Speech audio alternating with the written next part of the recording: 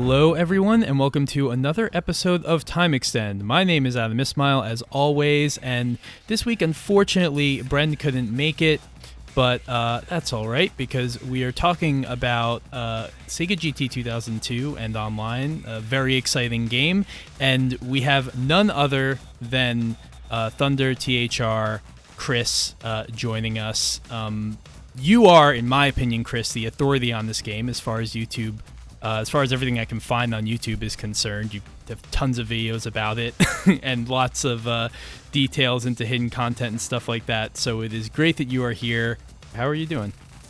I'm doing pretty well, I'd like to say. I mean, I guess I would be the. And when it comes to YouTube, I probably have done more of that game than most people. Not, I wouldn't say entirely, but at least when it comes to like hidden content and knowing some of the the deeper details about the game, I'd probably know. I would say a bit more than maybe some of the others.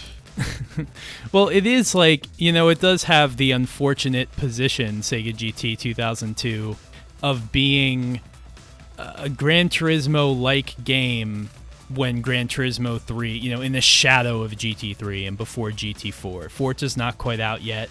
A lot of these games, unfortunately, have been, I don't want to say lost to time. Like, people who were around who had an Xbox at launch, they know about this game. But, like, you don't hear anyone talking about it anymore. You don't hear anyone really remembering it. Unfortunately, it doesn't have, like Aldo Mona Lisa has the art style going for it, right? So if you show somebody like a screenshot of that game, they're like, oh, right, that racing game that looked like Initial D with the cell shading, that was so cool.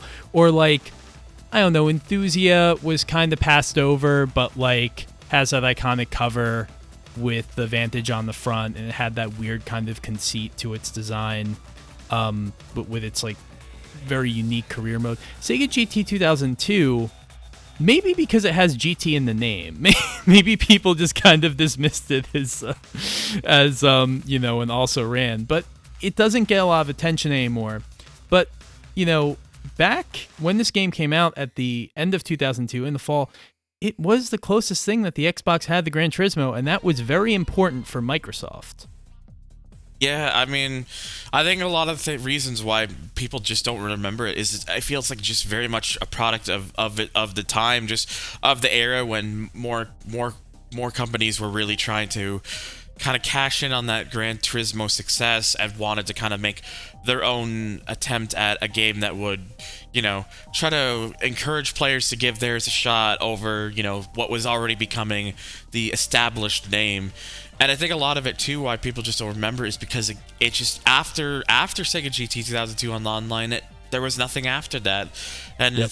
It's up to 20 years now, and people don't, it's just one of those things that time has made it a forgotten game to a lot of people, and even more so to the original Dreamcast game, which, fun fact, I actually did grow up playing that game when it was new. And Yes. I don't know how many people could say that. But it is one of those things where I don't think I blame anyone for not playing it when it was new, nor do I blame anyone who doesn't enjoy playing it in later years, because yeah, it's one of those things that especially when you compare it to 2002, it definitely feels a lot more, I guess, the quote-unquote wooden, a lot of ways. Yeah. It's a very different game, and like as we kind of go into history a little bit more, we can sort of tease into that a bit. But, you know, I remember very well, I mean, I played this and I played the original at launch, and I remember very well the feeling years after the game came out of walking into a GameStop or an EB Games and seeing that used rack of Xbox games, even well into 360 era, right? Because you had a lot of these stores that were getting rid of their old titles. Oh, yeah. And you would see, it was guaranteed, there would be at least 5 of those Sega GT 2002 Jet Set Radio Future combo packs. And you're in Canada, correct? Yes. Yeah, so I assume that was like a North America-wide thing where they like pushed that game in the US and Canada, or a double pack, and that was like huge for Microsoft, I think, as a get-go. Like, obviously, you know, Halo sold the system. Without Halo, the Xbox was nothing. But I think doing that as a pack-in, which they did at some point, Jet Set Radio Future was I don't know if it was a launch title, but it was very close.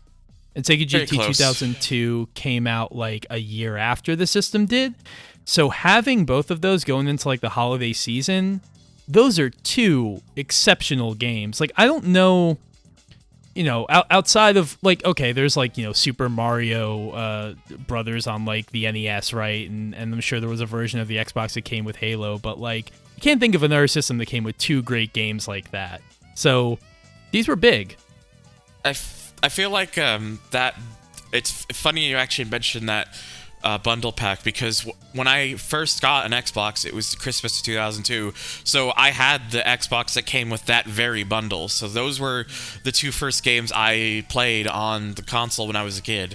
And I think looking back at it, there were consoles beforehand that that would be bundled with other games, but it was usually only one game, and a lot of times it may have been thrown in as an extra by maybe the store you bought it from or whatnot. I feel like that 2-pack, though, not only did you get two really good games, I think it was one of the first times where it kind of really proved to not just Xbox but other console makers that you really could get away with selling your console with games with a couple of games, and people would be interested in buying it solely for that reason.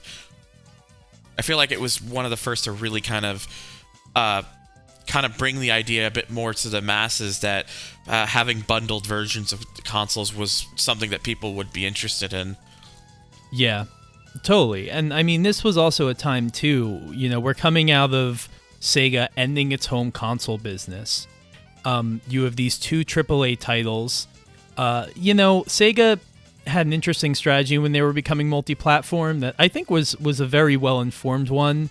And it seemed like they really looked at it like, okay, we're going to target our more mature titles on the Xbox. We're going to do more, like, it's not that they didn't do that with the PlayStation 2, but with the PS2, I think it was more arcade conversions. Because the PS2, you had Crazy Taxi, Virtua Fighter 4, and there were others. But I think most of the arcade games found the home on PS2, whereas on the GameCube, you had Sonic. Sonic went straight to GameCube. Eventually, after Sonic Adventure 2 Battle with Heroes and stuff, they started playing them multi-platform. But, like, Sega was very deliberate in where it put each of these. And I think, I that's not to say it didn't have to do with, I'm sure, agreements with, Sony and Microsoft and Nintendo for exclusivity, because Sega was a hot commodity at the time. You had this powerhouse developer publisher that was becoming third party. And I think Microsoft and Sega and Microsoft obviously worked together on the Dreamcast a little bit because the Dreamcast supported Windows CE development libraries. So I think Microsoft was like, hey, we could use a racing game. They had Project Gotham Racing, but they were like, we could use something that's more like a Gran Turismo. Sega's made one of those. It was terrible, and we have a very old podcast that talks about the original Sega GT. But why don't we have them bring that game here? Sega wouldn't have wanted to bring it to the PlayStation 2 anyway. It would have gotten destroyed. I mean, Sega GT 2002 came out in September, a year and a half pretty much after GT3. I mean, maybe people have been up for it on the PlayStation, but Gran Turismo 3 was just such a juggernaut, and still is, that like it's hard to imagine anything succeeding on that platform. So bringing it to the Xbox was a very inspired move. Yeah, I would say that's probably true about how, like you were saying, how Sega kind of focused on what games they're going to release per console. It's like it was very clear from early on that Sega was they pushed the idea of having a lot of their titles be on the Xbox and kind of focusing more towards those that they feel would target a certain demographic, as because I think a lot of the people even back then kind of saw the Xbox as kind of like this console that was maybe going to be more for a certain type of audience, like the more mature audience and whatnot, more so over the likes of the PlayStation 2, which was kind of like for everybody, and the GameCube, which I guess some saw as maybe being a little more children oriented in terms of the people who are going to be most interested in buying a GameCube. So I think, yeah, that's probably a lot of why you didn't see the likes of, you didn't see as many like arcade conversions, and you didn't see Sonic until years later when they decided to go more multi-platform.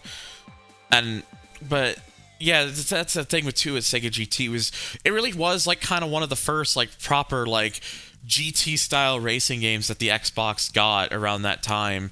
Because before that, you mentioned you had Project Gotham Racing, and then you did and then you had other ones like Amped, which was like snowboarding. You had Rally Sport Challenge, which is a pretty serious rally racing game, but. And then you also had like a actually excellent NASCAR game in Heat 2002, but there really wasn't a GT style. There really wasn't that much of a GT style racer by that point, even in 2002. And I think Microsoft knew just how much of a juggernaut Gran Turismo 3 was becoming, and was the impact it was leaving on people as a whole. So I think that because they had such that good relationship with Sega in those early years, I think just the idea of have one of their studios push out a sequel to that Gran Turismo style game, but address kind of go more for its own direction than kind of being a more blatant like the original was. In a lot of ways, I think that helped, and it was clear that, at least for early adopters of the Xbox, people do remember it, especially because that bundled alongside Jet Set Radio Future helped. But it was one of those things. It was something that it's interesting looking back at now, because of how even now, in that same bundle, one game is remembered far more than the other, despite the fact that neither of them has seen any sort of re-release or any new addition to the series. Yeah, and it is sad. And look, I'm not gonna lie. As much as I love Sega GT 2002, I think we can all agree Jet Set Radio is the series that needs to come back. It's the one that would make the biggest splash. But that said, I mean, both these games were great. I played both of them, and I bought them separately because we had an Xbox at launch, so it was before the holiday 2002 bundle. And Sega GT 2002, to get more into this specific game, I had it when it came out, and I have this distinct memory of being immediately blown away by it as a kid. I was like, I guess I was 9, so I just remember staying up until all hours of the night playing this game, and it really is the perfect, quote unquote GT clone, in that you can tell where the Gran Turismo influence is, but this game very quickly feels like something else. It definitely inspired by the GT sort of formula, but there's something about the car selection of this game that was honestly very inspired, very, very thoughtfully considered. Polyphony was not going after classics in the way that WoW Entertainment and Sega were for Sega GT 2002. The music has a Gran Turismo quality to it, but is almost jazzier at times. And it's like the game. It feels like aggressively like of another era. Like, this is not a game, and it's really hard for me to put this into words, but it's not a game that I could imagine coming out today. It's just there's so many little quirks about it. There's so many little interesting design decisions and novel ideas. One of the things that Sega pushed really hard with this one, and you can kind of see it in the different regional variations of the covers, is this idea of generations in sort of the automotive industry. And so that's why in the North American cover, you see the GT90, the 2002 GT Concept, and the Ford GT40, I think Mark II? Mark II, yes. Yeah. And then in the Japanese cover, I think it's the 350Z against the 240Z, if I'm correct. And the PAL cover, the PAL cover is very boring. It's just like a blue road. But like that teases into sort of the modes in the game, and the one that I remember Sega pushed very hard with this was something called the Chronicle mode, and it's sort of this deeper kind of arcade format style mode where it's actually determined by the car you pick. So there are a number of the older vehicles in the game, and when you start let's say you pick the Jaguar E-Type. Well, the Jaguar E-Type in the first race you do is going to go up against its contemporaries of the day. When the race starts, it's going to be this sepia tone. And as you drive, it becomes more, the colors start to come in. The saturation comes in over time, which is it's very cheesy now, but it was very cool in the early 2000s. And if you win that race, then you actually get to go up against cars from the 80s and then cars from the 90s. But each time, you're allotted the ability to upgrade your car. And you also get like this little text crawl in between each one telling you where the automotive industry is at the time that you're racing. And that actually is a very that's something Polyphony would do now, but they weren't doing back then, but Sega was. And I think it's little ideas like that kind of differentiate Sega GT 2002 from the rest of what was out there. Yeah, for sure. Just the car list was definitely something that, whilst it had a lot of that Polyphony influence because of the sort of, the emphasis, especially for Japanese vehicles and getting a lot of the cars that would have been iconic to those players at the time. It's just the fact that they kind of remembered that, there was a history of cars and that there was, a sort of like this backlog that really wasn't being touched by Polyphony or even that many other developers even at the time. So seeing stuff you have, you get your classic, like the original Mustang, the Chevelle, the Charger, and then even like old classic Japanese cars too, like with the original Toyota Celica and the Skyline GTR, the Hakosuka. I think the 2000 GT's in here, the Honda S8. Is it the S8? No, it might be a Toyota Sports. It's the Sports. It's the Toyota Sports 800. There's the Honda S600. S600, okay. And then there's the Alpine A110. And that's the other thing I love about it. It's not like I remember with GT2. GT2 had a number of classics, but they were all American. Because they were like, we know the American audience wants muscle cars. This game is very region agnostic. You have classics from all over the world, and it feels. It's funny because I look back and GT, I think 2002 had, I don't know what the number of the car roster sits at, but I think with online it's somewhere in the 160 range. And even in 2002, it felt way bigger than that because it just spans so many eras. I always think this game numerically has more cars than it has because it just feels that big. It's the sort of game that even though the number isn't as big as it seems, it's the fact that it's so diverse, and just the choice of vehicles really kind of gives a feeling of there just is a lot to work with. And even for and then when the online expansion added additional vehicles and whatnot, it basically helped it even more so. But it's just neat because there's the sort of cars even in 2002 and online, some of the cars that they chose, you still don't usually even see most of the other games.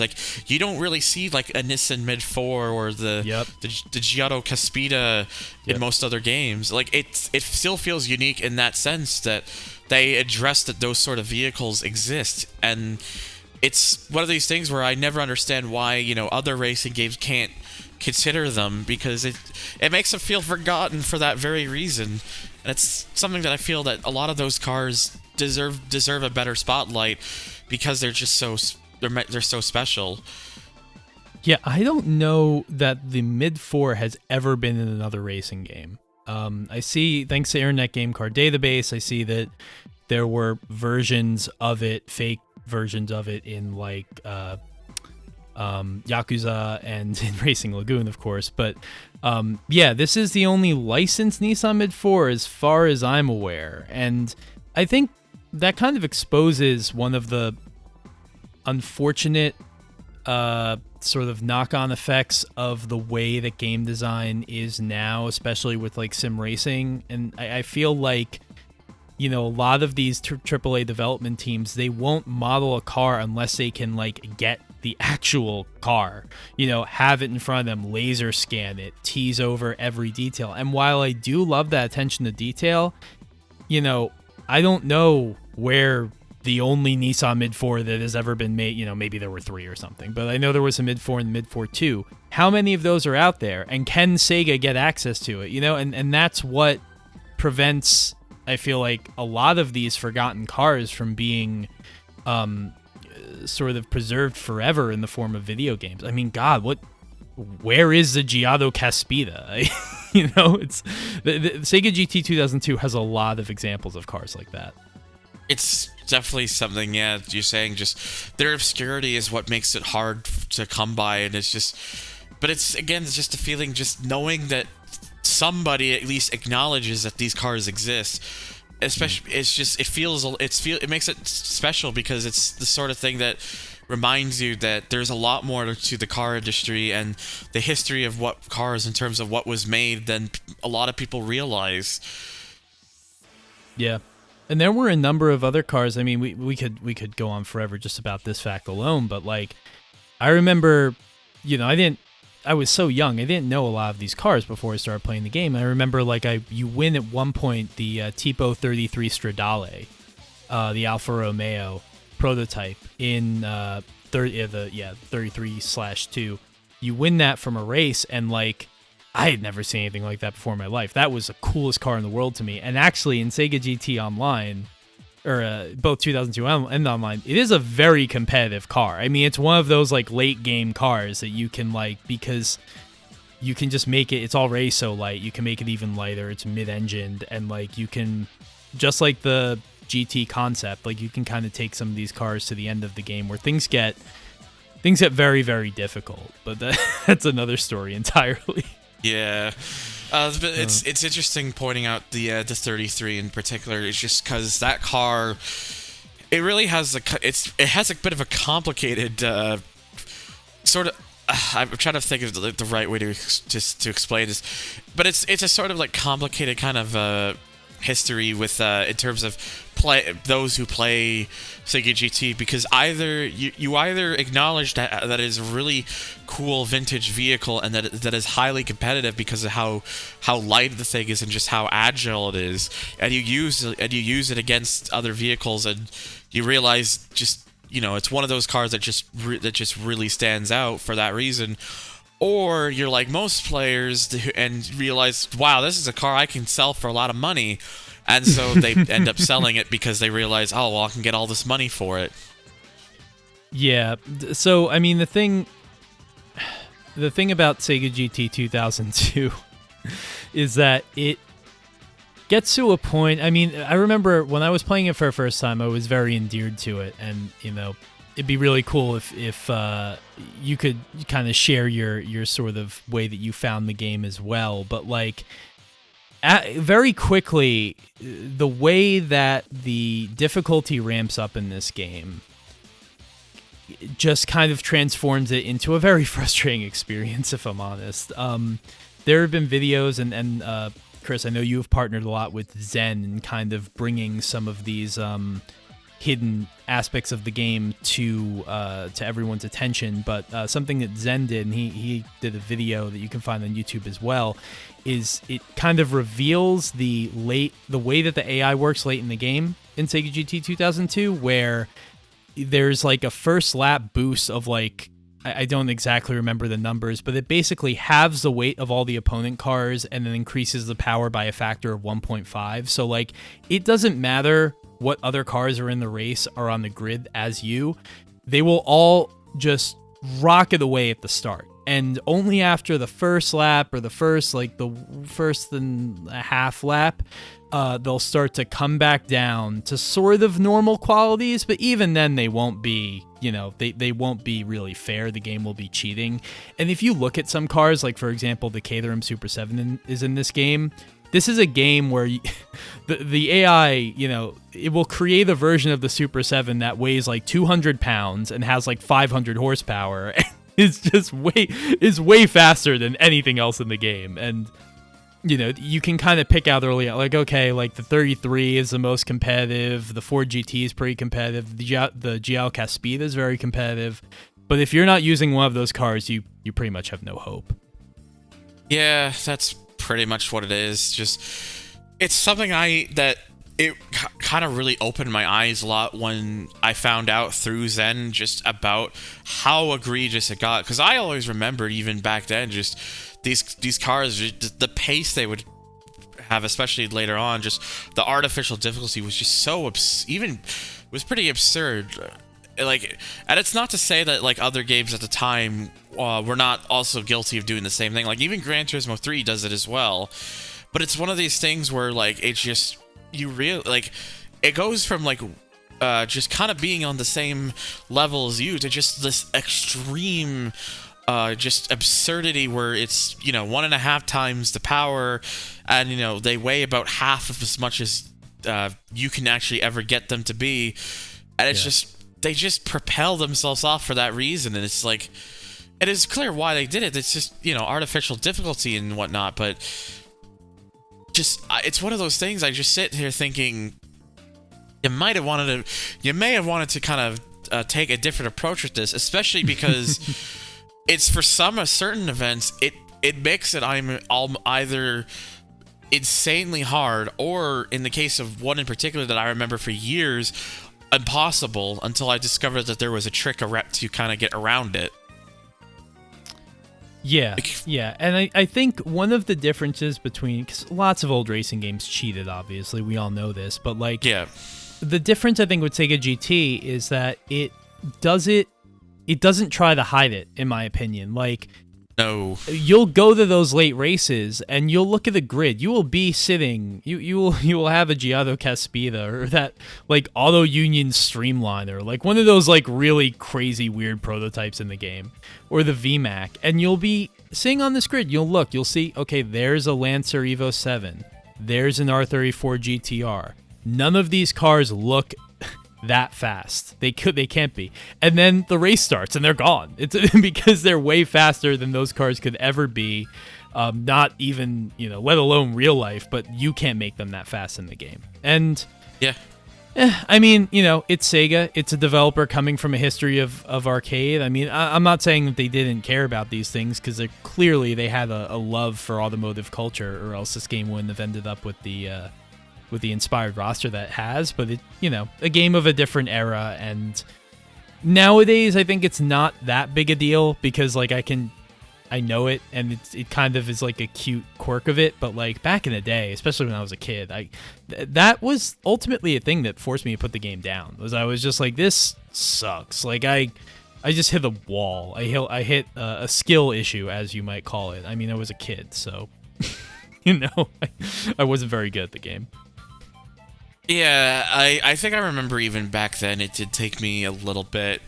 I think because I pretty much grew up so much around just playing racing games that I was able to adapt to it pretty quickly, but I do think it took me a few attempts as well, even back as a kid.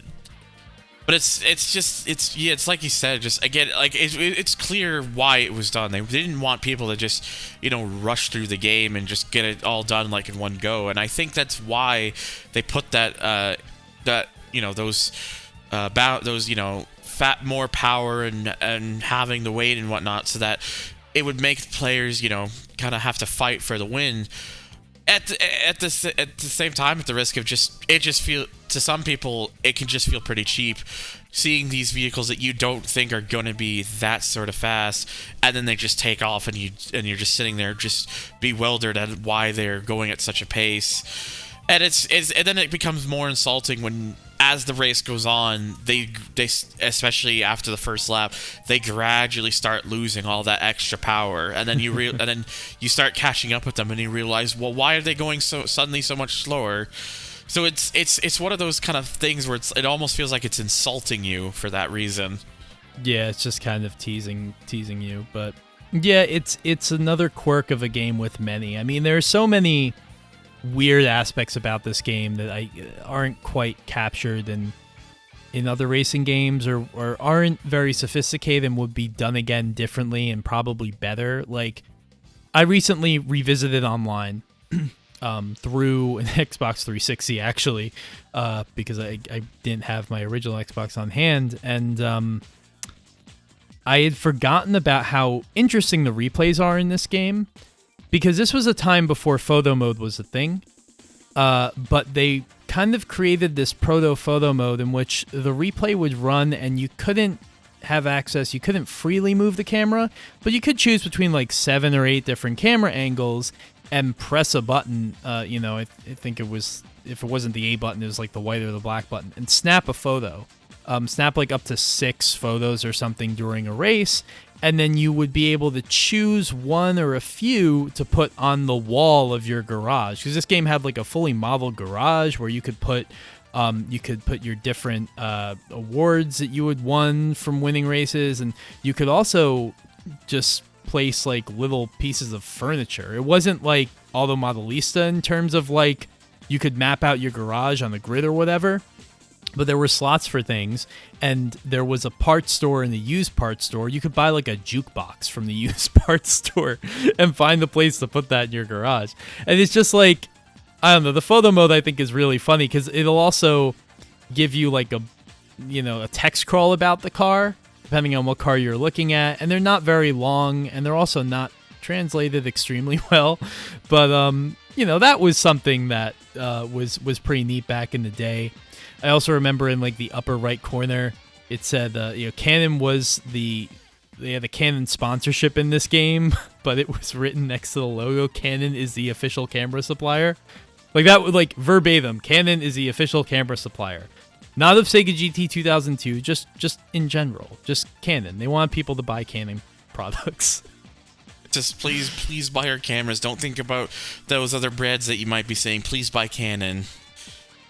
I was gonna say quickly, but yeah, it is interesting you point out about the garage thing. I don't really know many other games apart from Auto Modelista that really even did a sort of thing of just being able to add stuff to your garage and kind of personalize it. Like, yeah, it's very primitive. You can't exactly choose where it goes in your garage. You just it's just you buy a thing or you win a thing, and it puts it in a location for you. So it is somewhat primitive, but it's still. Even still, just the feeling of you can add stuff to it to give the garage a little more character and make it seem like a little more lively is still really neat. And even years later, I don't think there's that many games that have such a feature. Yeah, I think we also have to recognize that like this was an era where.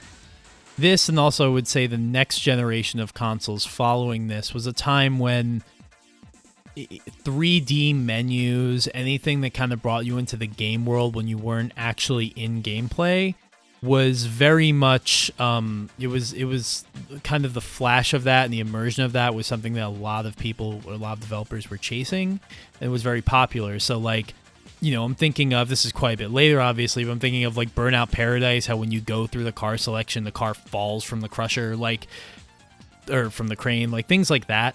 So the problem with that is in a lot of games when it's not done well, or depending on, the hardware, those menus can take forever to load. The car model might take forever to load, but everything's, Sega GT 2002, it's not immediate going from menu to menu, but things load pretty quickly.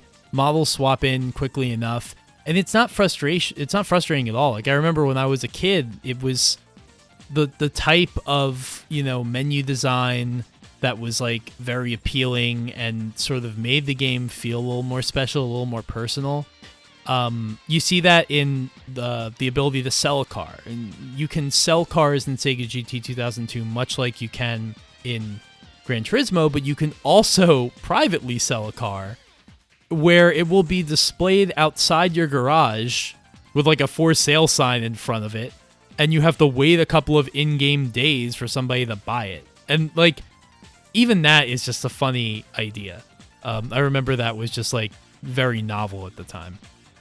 It's definitely something that, again, most games don't give the consideration of, is just being able to put your vehicles up for sale and it just sits outside and you have to wait some time before someone buys it. And I also like how even I like how even as well with the whole putting up for sale is that you can even adjust the price of the vehicle. So if you want if you feel like you can wait it out longer, you could set it for a higher price. or if you feel like you you just need a bit of money quicker, you can lower the price so that it'll sell sooner. It's just that sort of like you have that range, and it's like you have that ability to kind of set your price, and it's very unique because in a lot of ways I feel it predates what would eventually become things like the auction house and the Forza games. Sure. Yeah, and it's, it's funny because when we have these conversations, I always hate saying this because I hate to give other people who are smarter than me more work to do. But I really wonder if like someone like Zen could find out like what's the, how does that work? Like I'm assuming every car has an acceptable range under which it will sell, and there is a cap. There is something at the top that like, okay, the car will not sell for, you can't, a Lancer Evolution will not sell for more than 50,000 credits or something like that. So, but I would love to know. So what I do know about that is at least in terms, I don't know about mentioning like if there's a point where cars will just not sell at a certain price point. That I don't know. But what I do know is if you notice, every vehicle that you sell through there, the default price that is set for them is always half of what the car sells for in the dealership. So when me and Zen were testing Sega GT Online, where we made every vehicle accessible in the dealership and purchasable, that's something that I picked up and we noticed is that every car, its price that it's set to default when you put it for sale is 50% off what it goes for in the dealership when it's brand new.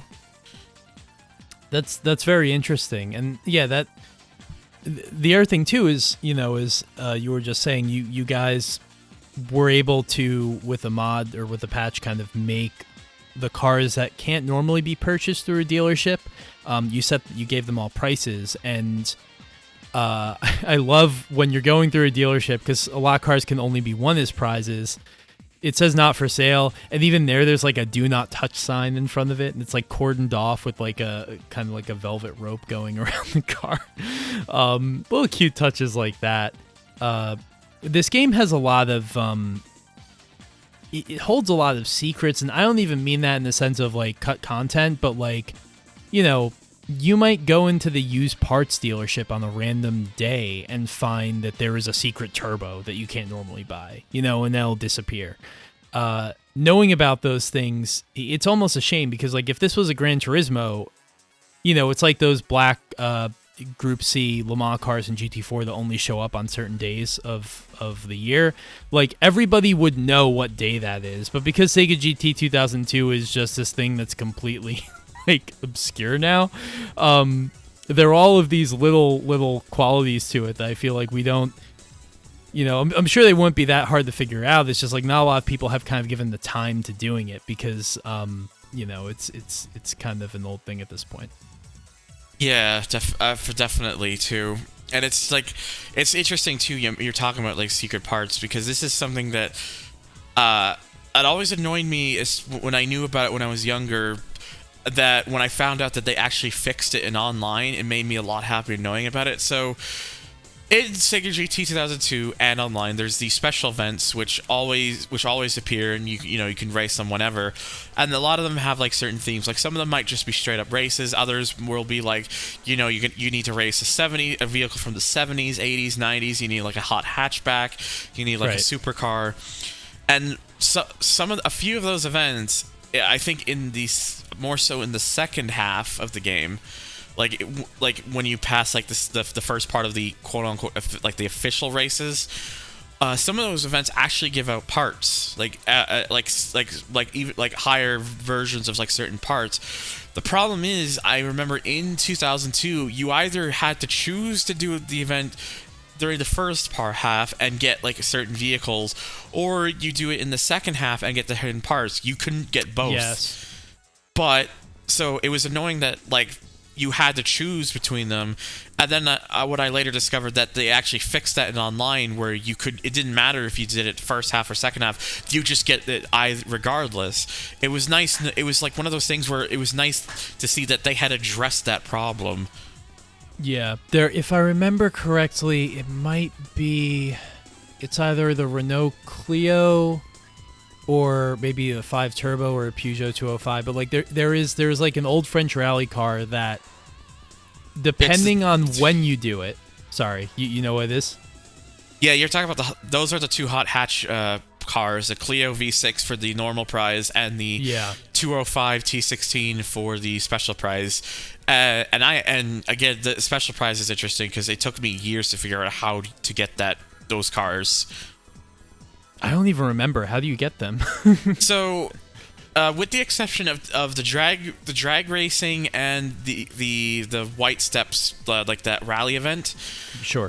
In order to get a special prize in Sega GT 2002 from the event races, you have to, on the last lap of whatever race you're doing, you have to advance 3 positions. It doesn't matter if you go 6th to 3rd or 5th to 2nd. Or, of course, 4th to 1st. If you advance 3 positions in the last lap or more, you could go from 6th to 1st and it'll still count it. That's how you get the special prize, is advancing 3 position. The only exceptions to this are the drag racing events, in which you just have to win the event 3 times over, and the white steps, like the snow rally stage, which I believe you only have to win 2 times over.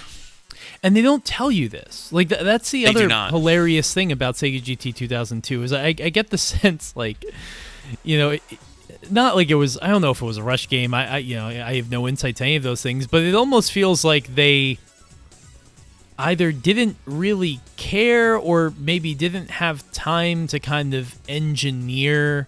It was also a different time of like game development where, you know, making these things clear wasn't so much the developer didn't feel like they had the responsibility to do it. I feel like that was kind of the culture, but like, yeah, there's that aspect to it. They just don't tell you how to get the special prize. And then there's also like, I remember the experience of doing the special races, because, you know, we kind of allude to this a little bit. There's the official races, which is just a series of events that for the most part really only award cash prizes, right? But that kind of dictates your level or your placement, your progress in the game.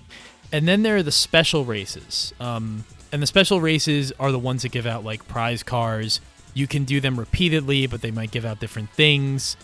And the special races I always thought was funny because they'll show you like a little picture of the track in the corner of the screen of where you'll be racing, but they won't tell you the name of the track. And I guess like as a kid, I remember I never knew what any of these tracks were called because I wouldn't do the arcade mode, which like in the arcade mode you could choose a track and they have names, but like when you do it in the special races, it just gives you a picture. And I'm like, all right, I guess unless I'm reading like the board on the gantry when I start the race of the name of the track, I don't know what this track is called. This is like, I remember the like Sun Orchard Park or Brick Raceway or whatever, that to me was like the old castle track because there was a castle in the middle of the track, and that was the only way I could identify it. There's some things I feel like were a little bit messy or a little bit undercooked. Yeah, it's kind of funny like thinking about that in retrospect of just how they kind of skimped on the little stuff like that, because it's like you said, if you never played the arcade mode, you wouldn't know what the tracks are called unless you just looked up at the gantry at the start. In which even some of those, like, you know, especially for people who may have had just, you know, like an old CRT TV with the old composite cables, they're not always the clearest to see. You're never gonna see it.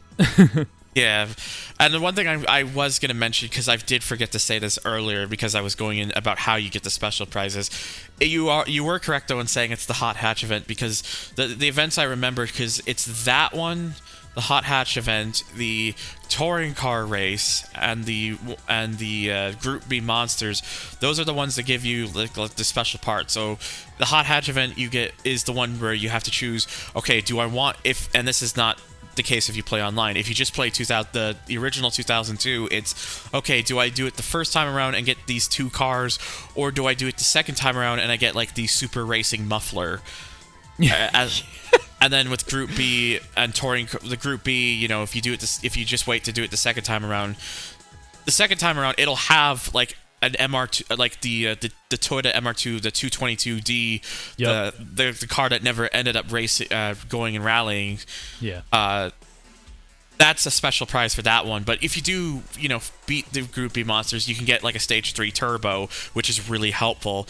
And then if your car is naturally aspirated, or you can do the touring car race, and it'll give you the Stage 3 version of that. So it's really those two events you never have to worry about, because they're better just doing in the second half. It's just the Hot Hatch event where I think they must have realized by online, like, oh, we made a mistake, and that's when they fixed it. Yeah, and it'd probably be good to sort of, we're 45 minutes into this. There's so much that I want to talk about with these games because they're just so interesting to me. But it'd be good to kind of flesh out a little bit of, we keep saying 2002 or online. And if you're not familiar with these games, Sega GT 2002 was the original release. And then a little more than a year later, like a year and 3 or 4 months, in January of 2004, I believe, they released an updated version called Sega GT Online with a bunch new cars, I think 2 new tracks, and of course online functionality. And the thing that I distinctly remember about this, and it's funny because if I open up my case, I still have the receipt from January 2004 when, assuming my brother bought the game for me, it was $20. This wasn't a patch that you paid for even. It was a full game that Sega just released for $20, which is unthinkable now. And it's maybe the best $20. Like, between that and like ESPN NFL 2K5, that was also $20. Like, Sega was like completely just blowing away the budget competition in those days. It's 20, like, it was really, in hindsight, it's really cool that they just decided, okay, well, here's all these, we're gonna have a bunch of brand new vehicles, we're gonna have a couple new tracks, we're gonna add more tuning parts, we're gonna add a couple new like event mode types that you can do, and of course we're gonna have online on top of that. And it was just a $20 like expansion disc, and it was really neat that they did that. But it's also flawed in the same way, because I remember looking into articles, they were planning a little more than what they actually did. Because the one thing I remembered, I think what got a lot of criticism for that online version back in the day, was I think they were originally planning to make it so that you could transfer over your save if you had completed the game before on the original 2002, so that on online you just have a whole bunch of stuff and you're ready to go. And then they kind of skimped out on that when the game actually released, because you just have the perk option in the options menu, which was literally called perk. It's just like save, load, perk. Yep. And all the perk did was, if it just detected that you had a save of the game, it basically would just give you like $100,000 up to, and even then you had to have at least had that money in your original 2002 save, because if you only had like, say, the default starting amount, it would only add like that starting amount on top of what you start with, of course, in online, which is the same. Yeah, and the online, here's something that I was looking for YouTube footage of this, and I think you may have uploaded the video, or somebody else playing the game online through like X-Link Kai or something. Yeah, I did. I've done some X-Link Kai. That's my only way I've really ever truly played it, quote unquote, online, is through the system link option on X-Link Kai, with the likes of Casey and people from the Xbox Kai Fam Discord group. Very, very cool. Star-studded cast of players. Did you all check out some of these modes I wasn't even aware of? I found this IGN review, and it's funny because like back in the day, IGN completely tore this game apart for having very, I guess, unstable and sort of unfinished and weirdly baked online functionality, which is not at all surprising for game in the early 2000s, when everyone was figuring this out. But some of these modes, like, first of all, I didn't know that you could trade cars and parts. That's really neat. And you could also like buy other people's cars and parts, I guess, if they put them up for sale. But there's this mode called Navigation Battle, where I guess 2 people team up, and there is a driver and a navigator, and the driver I guess it sets the fog to max so they can't see where they're going. And then the navigator, who you're playing with, has to tell you where the next turns are, where you're going, and then you can, race the AI or race other people that way. That's kind of an interesting one. That almost seems to me like a Wii U type game mode where it's like, if you're playing on the TV versus the gamepad, you have a different experience. Oh yeah, that's the thing I really wish I was able to experience when it was new, but unfortunately, like, I got into it too late. My first proper online console experience wasn't until PlayStation 3, so I was a bit of a late adopter. But what I was able to at least do, and I actually prepared for this prior to coming on to this podcast, I wanted to try and find out as much as I could about the online mode, at least as much information as I was going to be able to find. So this is what I was able to find. So you did mention about the navigation battle, which was like kind of like having a co-driver, like if it was like a rally event or something. And you also mentioned about trading vehicles and parts too, which is interesting because of circumstance and also kind of like a bit of a big oops on Sega's part. So in Sega GT Online, there's actually about 9 or so vehicles, and I have the full list of vehicles here that you can never purchase in any of the other modes. Those are the Alfa Romeo 156 GTA, the C1 Chevrolet Corvette, the 60s Chevrolet Camaro Z28, the Mustang GT Concept, Jaguar XKR, the Mercedes-Benz SSK, like the really old vintage car, the Lancer Evolution 8, the S15 Nissan Silvia, and the Firebird Trans Am Ram Air. That's always the one I remember, the Ram Air. Yeah. So those vehicles, they were never made purchasable because when the game was originally online, they were supposed to be given out as prize vehicles for like whether it's like, set the best time you can on this track, and the the top this amount will end up getting the car. Or like certain races where like if you can win this race against people, we'll give you this car. So, and that was the whole idea. Like they were supposed to be like special vehicles for those who were able to accomplish those tasks, which is kind of neat and also slightly annoying, especially when the online's gone. Yeah. But unfortunately, I don't think they realized that people could kind of figure out ways to trade those vehicles online and then dupe them. So that way they could give them out to way more people than they ever initially anticipated. So people found out, from what I understand, pretty early on that you could dupe these vehicles. And once that was blown open, it didn't really matter, people would have these vehicles, then they just, they put them up and dupe them over and over so people could easily get their hands on it. So it was kind of one of those, maybe they should have looked that over a little bit better. Yeah. I mean, I would imagine, like, reading some of this, I would imagine that, this was a very early time for online gaming, obviously. So not having the foresight to know that people were going to do that, or even think about how are these cars going to become available once the servers go offline. Today we talk about these things, but was not the conversation in 2004. The conversation was like, Xbox Live exists now, why wouldn't it exist forever?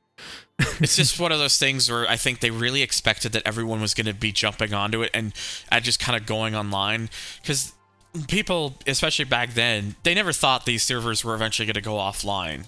No one ever thought that. They're thinking, even with the original Xbox Live, it's up, that means we can just play it whenever. And then, of course, 2010 happened, and original Xbox Live was gone. And it kind of just left that big gap. But going into the online, another thing you were mentioning earlier, and I was going to say as well, you were talking about how IGN, and I even remember an old GameSpot video review that kind of pointed this same thing out, was how it was very laggy if you had a bad network. There is footage from that. I remember the old GameSpot review in particular. There's one in particular, I think they're on Blue Steel Speedway, there's two cars of particular note. One's in a Honda Integra Type R, the DC5, basically what we knew as the Acura RSX, and there's someone else in the old, and again, this is another car that I'm surprised isn't in more games, the Auto Union Type C Streamliner, like an old, like this car from the 30s that Auto Union made purposely for the sole intent of going as fast as possible, and it legitimately, for a 30s car, could do over like 230 miles an hour, I think. I mean, you say that, but I'm sure it's coming to Gran Turismo 7. It's going to cost 20 million credits, so get ready. I sure can't wait for that. But what I remember from that footage in particular, so the game, if you did not have a very good connection, people's networks could be bad, especially if you're considering like 2004 era internet. And I even in Japan, where this game came out in like Christmas 2003, I can't imagine it was that much better even over in its native country. But just if your network was poor, you had an unstable connection where like your ping fluctuated really badly, or your internet was rather slow, you would basically be jumping all over the track and you wouldn't be very smooth at all. Like some driver, like the Integra person must have had an okay internet, but it was still like, it was still visibly kind of twitching and jumping on the track. Like it was not smooth. And then the Audio Union had, like, whoever had that in it, it was like, it must have been really bad, because constantly, and this is in their official video review for GameSpot, it constantly like turns to the wall and then suddenly just jumps like way forward, like constantly over and over and over again, even getting in the way of the person who is filming the footage. And apparently people must have taken that as initiative to troll players online, because from what I understand, if you bumped into players, it was not always a guarantee that you could really push them out of the way. So some people, like, if they were not taking the game seriously at all, they would literally just go to a narrow section, park their car on the side, so that basically they create a roadblock, and it would stop people from getting forward and basically try to stop them from racing. And it's like, this is maybe this is like one of these things where I'm sitting here especially in retrospective, thinking maybe they should have had people test that to make sure that couldn't be done online.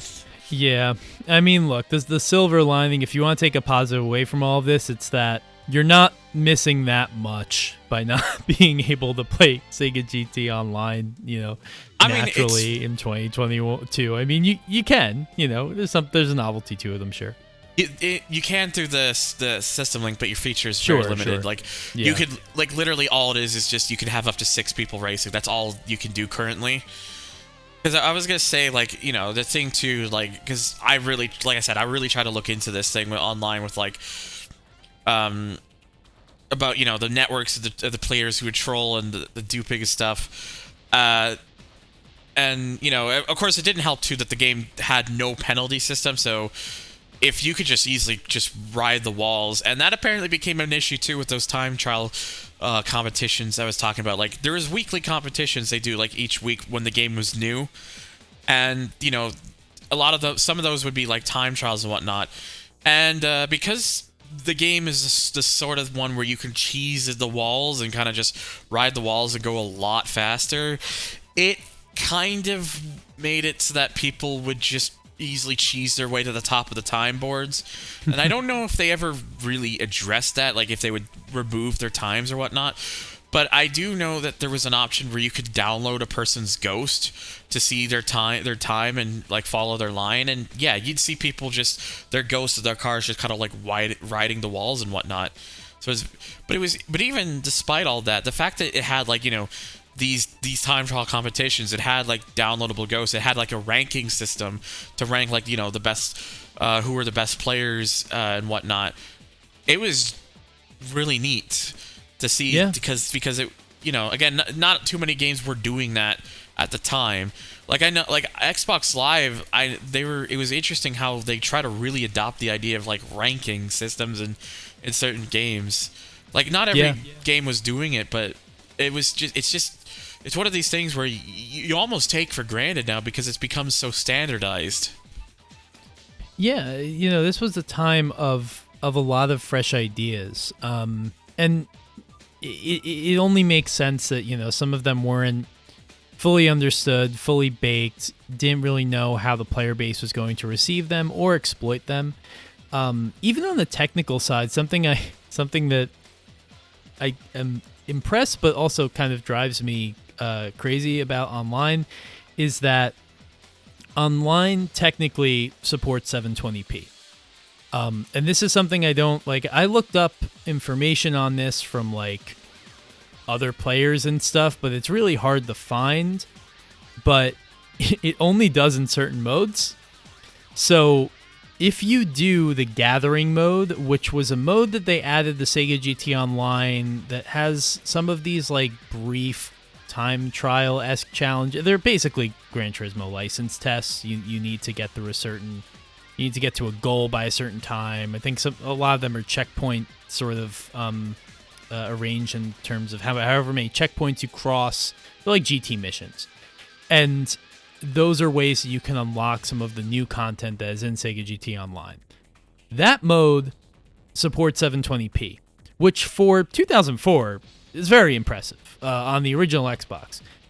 From what I understand, the Xbox did not have the VRAM to do that at 16:9, so it is 720p, but only in the 4:3 window, whatever that resolution technically is. So that mode works in 720p. The time trials might as well, but the rest of the game doesn't, because the rest of the game has 6 cars on screen and stuff. So that makes more sense. But the unfortunate thing about Sega GT 2002 is it is a tough game to play on the new display today, because whatever anti-aliasing solution that they went for with that game, whatever primitive AA they had, it makes the whole thing look like, butter has been smeared all over the lens or whatever. It's just very, very muddy and cloudy. So if you play the gathering mode, it's like, oh, this game looks great. And then, you go back to 2002, you're like, oh, God, like what am I looking at here? It's so ugly. But then on top of that, the whole thing about the 6 cars, like in modes where you're actually driving against other cars, like it's not 720p, that doesn't even hold up, because if you're doing the Sega GT 2002, that's what the career mode is called, and you're watching a replay or even arcade mode replay or something, there is exactly one camera angle that plays back. I don't know if it's at 720p or if it is without anti-aliasing, but it looks way sharper than every other camera angle that you can select. And it's like just such strange decisions around like resolution and graphic presentation and stuff like that in this game that, like, unfortunately are couple them with the fact that this is 2004. We were in a massive sea change, that was unfolding about display technologies and the move from CRTs. A lot of things were happening at that time, but it does kind of make me laugh. It does make the game a little bit difficult to go back and play via original hardware now, because, I mean, that's really the only way you can play it, because, emulators aren't there yet. But I was playing on my 360, as I was saying, and like I had to make my 360 some insane resolution, some weird non-standard resolution in the system menu, because depending on what I set it, like either gathering mode would look good, but then, the 2002 mode would be like 16:9 squished into 4:3, so everything was narrow, or it could make it so that looked okay, but then gathering mode wasn't right. Like this game is a mess, and I guess this speaks to a wider point to end my ramble, that it's really crying out for Xbox emulation to get a little bit better, so we can enjoy it in more of in a smoother way, I think. Oh yeah, absolutely. It was really neat to see that they experimented with the idea of 720p, but it is one of those things where, like, looking back at it, it's like maybe if the game couldn't really support it in 16:9, and you couldn't have like multiple cars. Maybe you should. Maybe in retrospective, even if it would have looked visually worse, you probably should have left it at the 480p mode on all occasions. Which, you know, technically you can do if you just force your console to only output at 480p. But if I don't think many people are going to willingly do that, because yes, whilst only so many games supported it, if it's there, people are going to, they'll want to use it. Yeah, but, and I mean, 2002's 480p, like, that's kind of my other issue, is, like, it's a very muddy game. So, like, I remember I was talking to, Andrew Elmore, who is, like, knows everything when it comes to this stuff, like, especially, like, weird Xbox tech. And, like, I was like, this isn't 480p. He's like, yes, it is. I'm like, why does it look so bad? It looks really bad. It was made for CRTs. I mean, that's what it is. Like, it was that kind of anti-aliasing, that very sort of smooth look, like, it looks great on the CRT. I remember playing on the CRT when I was younger, and it was just phenomenal. It had that kind of Sega, that like colorful sheen to it, and just the reflections on the cars. The colors really popped. It was a beautiful game. But unfortunately, you take that now, and just with the difference in display technology, it just doesn't hold up as well. Yeah, it's one of those things where it was very, CRTs were pretty much all the rage at the time, because that's all what people had back then. So people, kind of got used to the feeling of just this is the TVs we're gonna have for the foreseeable future. So when people, were designing their cars, they'd make it so that it would look great if you had one that was capable of components. But of course, since we've now moved away from that, you see all the flaws and how it kind of just looks like there's like a layer of Vaseline applied over the game as a result. So it looks like it's slightly out of focus all the time. and it's like, no, that's just how the game was. So it's one of those things where hopefully, as we continue to get advanced with like Xbox emulation, that could kind of remedy a lot of that sort of stuff. One thing I want to mention, there was a mode in the original Online called Battle for 12, and it was I don't believe it was with every event. I know one of the two tracks they added, Buffalo Hill in particular, they actually had it so that you could have up to 12 players driving on the track at once, which is like double usually what the game could do. Yeah, and that was very something impressive. It was something that, me and Zed later discovered that, most of the tracks you can have like more cars on the race. Like that video you talk about, the power multipliers, like where the cars start with like 1.5 times the power. They had it so it's like in that video itself, I meant to say, you see that there's 8 cars rather than 6. Yeah, that's a good point. So it's something that I think, if I remember correctly, I wish Zen had uploaded this particular video to his YouTube. I think it was a Discord only thing. I vaguely remember on that Buffalo Hill track, I think the track could actually physically support up to 16 cars at once.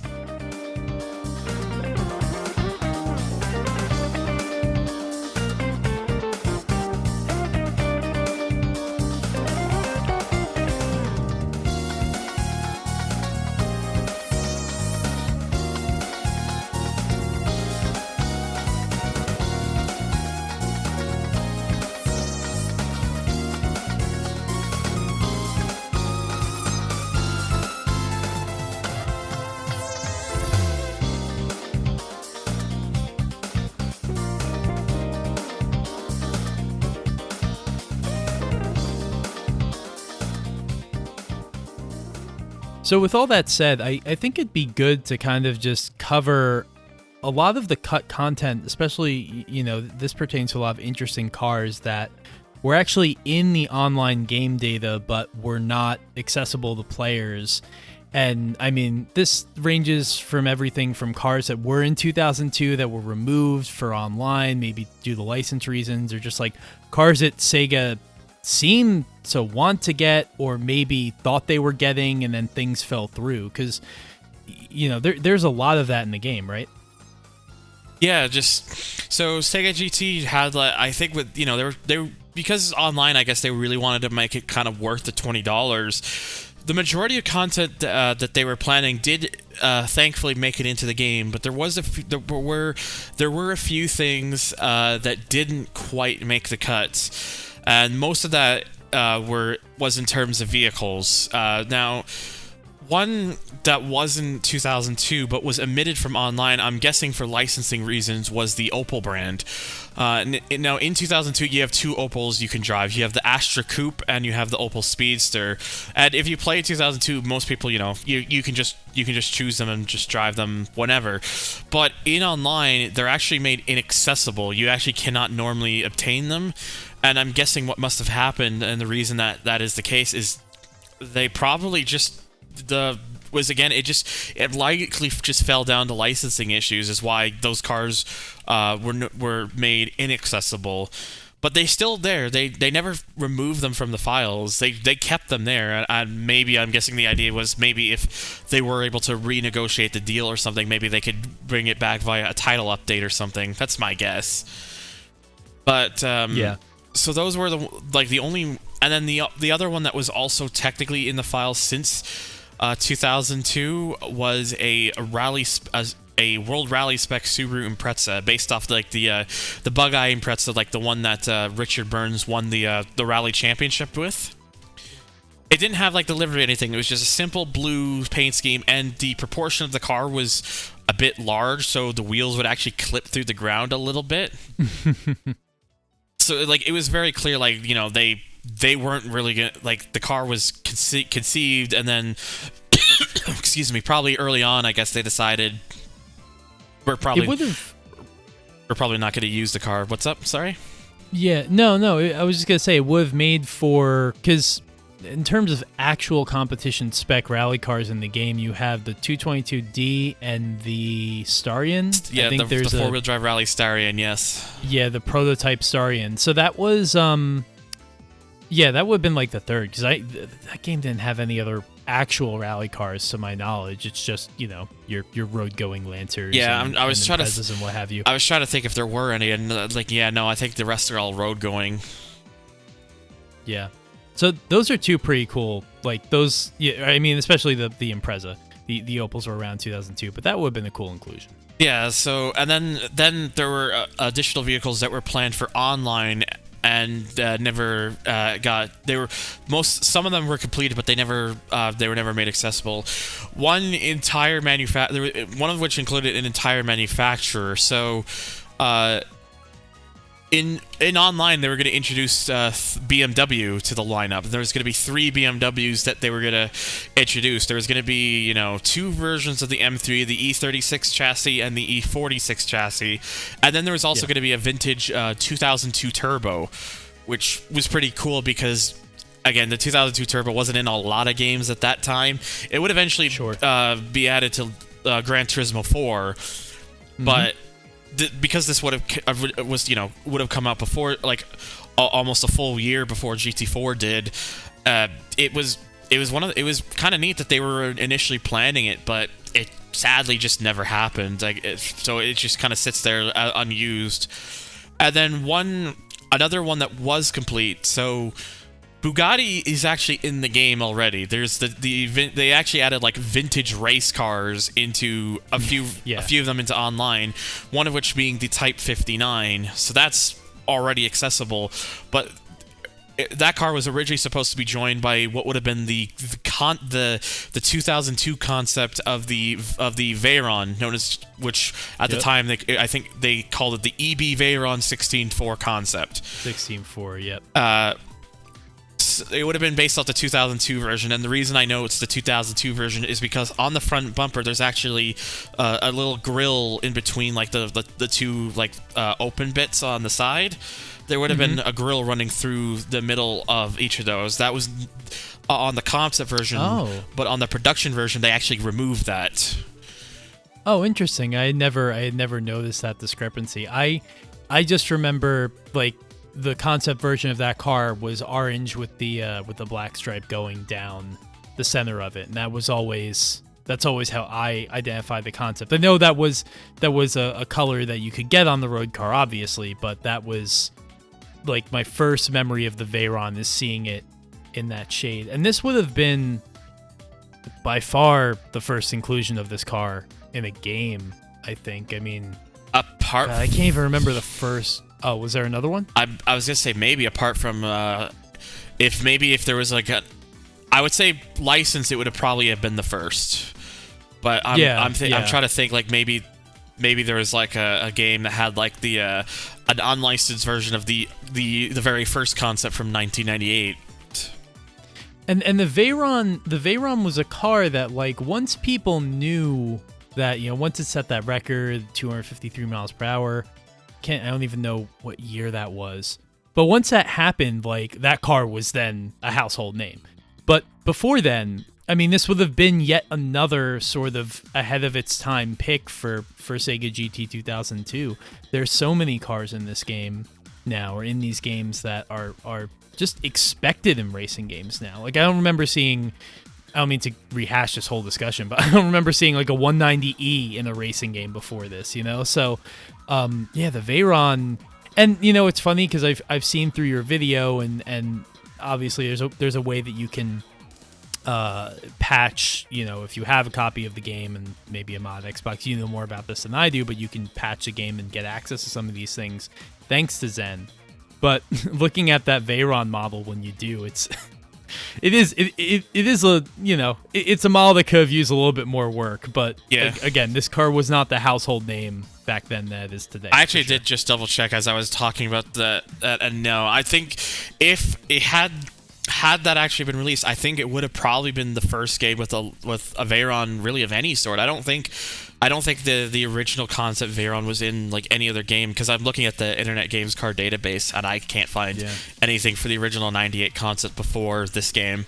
So this would have probably have been originally been the first game had it actually been made available. And you could tell, like, again, the model, like, it looks a little rough compared to some of the others, and also the name was never completed, so there was no like text. There's no text string that says, like, you know, EB Veyron 16.4 or whatever. It reads BGA Veyron. Yeah. Typical Japanese to English translation issues, but yeah, it's, you know, it's rare that there is a cut car in the game that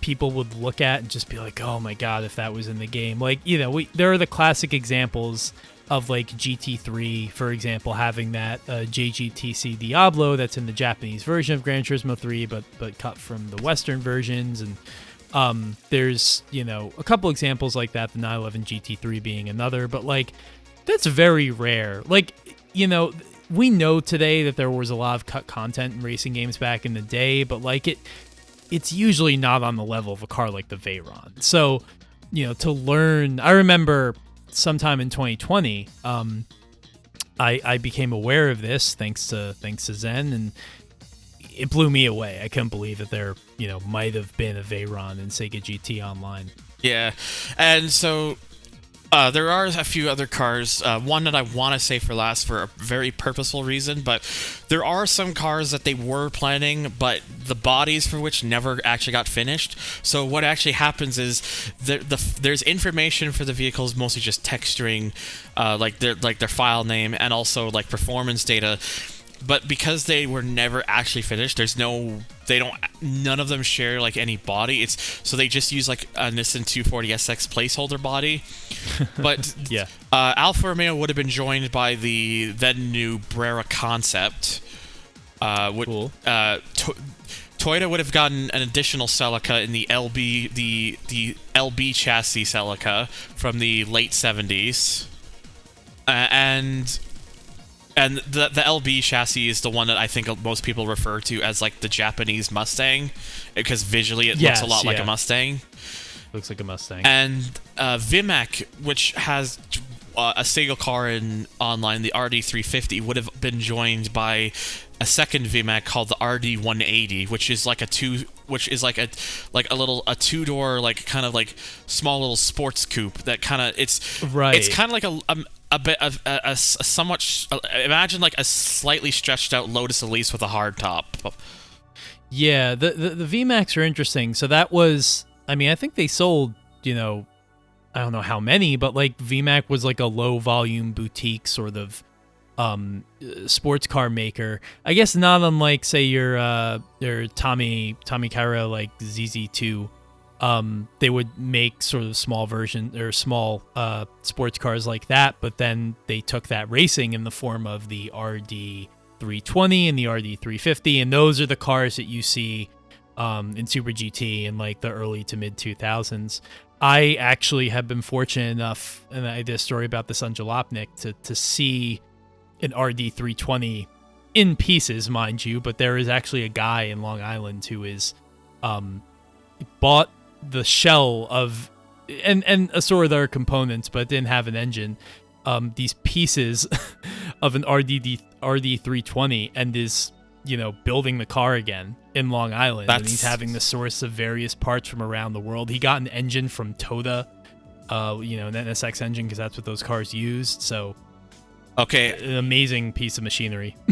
I never knew that. So knowing this is really kind of cool to hear about, that someone wants to kind of make continuations of that car. That's really neat.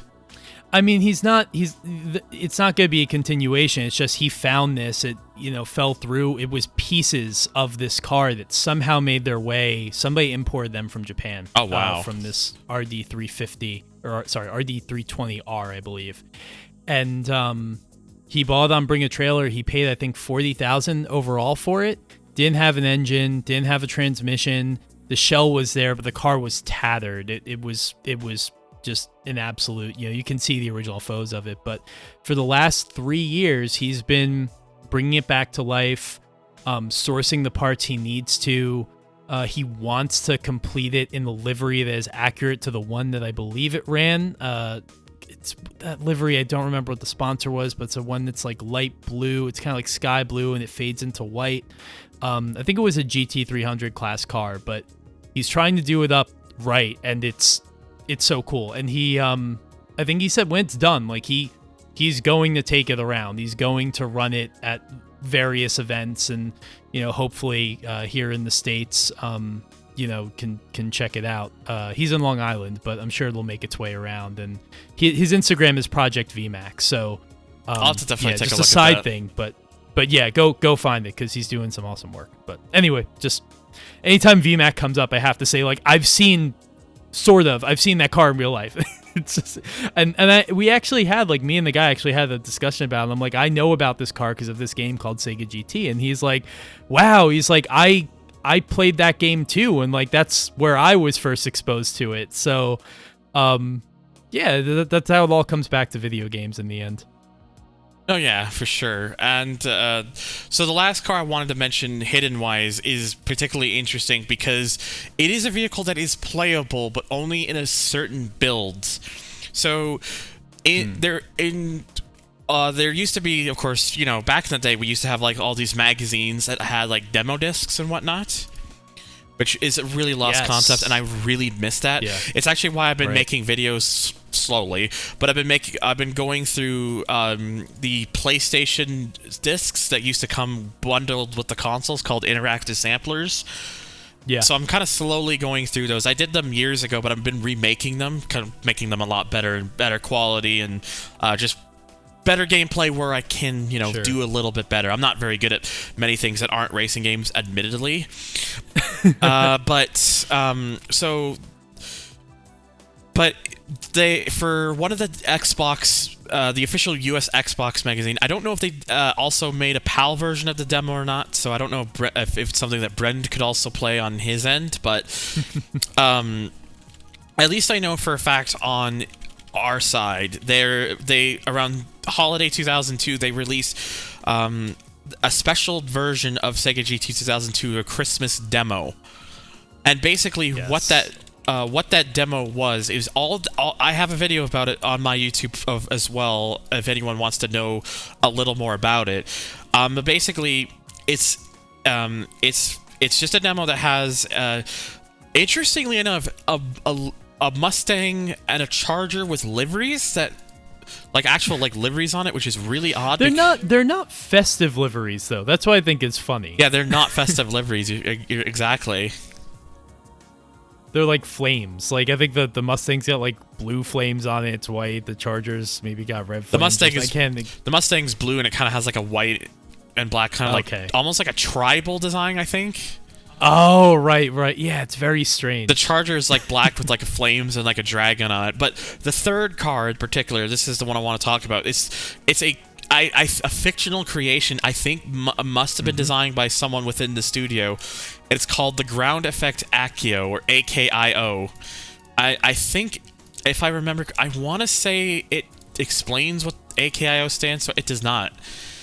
I would love to know. I was doing some research before the show, and I was trying to figure out what that stood for. And I think any automotive enthusiast, your mind naturally goes to like Akio Toyota. But like, other than that, I have no idea what that, if it was an acronym, what it would stand for. Yeah, my only guess is maybe like someone within the team called Akio maybe made the car. But what was really unique about the car is like, so it's a fictional creation. It's not a real thing, but it was like a car that had like ground effects. It made like over almost 600 horsepower, and it was insanely fast, insanely grippy. It was this really like absurd vehicle. It's just really cool. But it was also a shame that it was only ever in the Christmas demo. Yeah. Until Zen later discovered that the car is sitting in the files for online. And as you can imagine, with modifying the game's XBE, which is an Xbox executable, basically like the Xbox's version of an EXE, he was able to go in, modify it, and make it so that it was obtainable. And when we discovered as well that there was a lot of like, you could access the parts that the parts that they originally only gave out as prizes in online. There was those parts, and I guess a couple like unfinished ones as well. You could make that car have give that car, I think, over 1,400 horsepower, if I remember correctly. Wow. And it was, and it weighed like nothing. Yeah. Like, I think it actually had a legitimate 1-to-1 power ratio, if I'm remembering correctly. I think it actually may have been a bit better than that. I have to look up. May have exceeded it. I have to get the game back up to remember. It had a fan out the back too. It had like a turbine and like, yeah. I think if that car was in online, was actually able to for a normal person to just buy that car in online or win it, it would have definitely, I think, even the playing field. Made the Sega GT 2002 mode, the later stages, a little bit more fair. Kind of returned some fairness to the player there. So, I can understand why they didn't make it available, or maybe why they might have had plans to make it available at some time, but not do it right off the bat. Yeah, for sure, exactly. But so it's just, it sucks that it was like that way. But another thing we realized too, going back to the Veylon real quick, is that so it was the one car we actually later discovered that was the only one that WoW Entertainment originally set a certain flag value to, and that value was set so that you actually could not upgrade it. Huh. It was the I didn't realize. So there's no other car in the game that you can't upgrade. I believe every vehicle to some capacity can be upgraded. The Veyron was going to be the only vehicle where they were going to set a flag so that you couldn't upgrade it.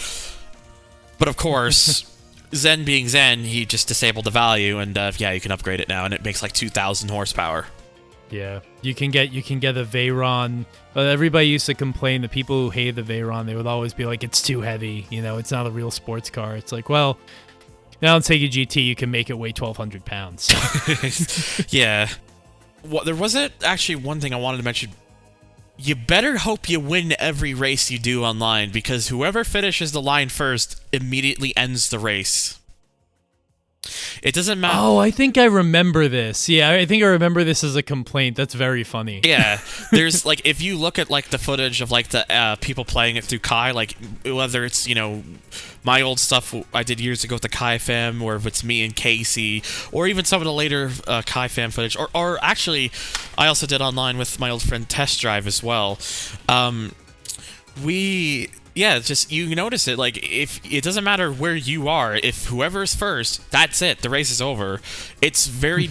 I don't know why they thought they had to do it like that. Maybe they couldn't figure out like putting a maybe a 30-second timer to give other people a chance to finish, like most games do nowadays. Right. But it's like, yeah, it's one of the most valid complaints I think there is for that game for playing against people, and it's just a shame that it's just the way it is. Really, I still enjoy playing it with people though. But when it comes to like old racing games and being able to play them online, I'm easy to impress. So because I just like to be able to play these games with people. So. It's just amazing to think of, I've never messed around with X-Link Kai or anything like that. I'm in the process of hopefully getting a mod Xbox and maybe able to play around with those things, because before I played online most recently, to do this podcast, I tried to emulate it, and I think I was talking to you and maybe Zen about it. And, Zemu, it's coming a long way, but Sega GT is a slideshow and a very, very at like a quarter game speed at best. So it's not at a point where you can really enjoy this game via emulation. But I'd like to do that. I'd like to mess around with X-Link Kai and see. There's lots of people as we've been talking about who want to play some of these old racing games that were Xbox exclusive. Be that Project Gotham Racing 2, which released not long before Sega GT Online did. And as I'm going through this IGN review and kind of reading their impressions of the online, the thing that keeps coming back up is like PGR2 is way better. It's like, well, PGR2 was a first party title, so it PGR2 was really I think like the definitive Xbox racer until Forza Motorsport came out.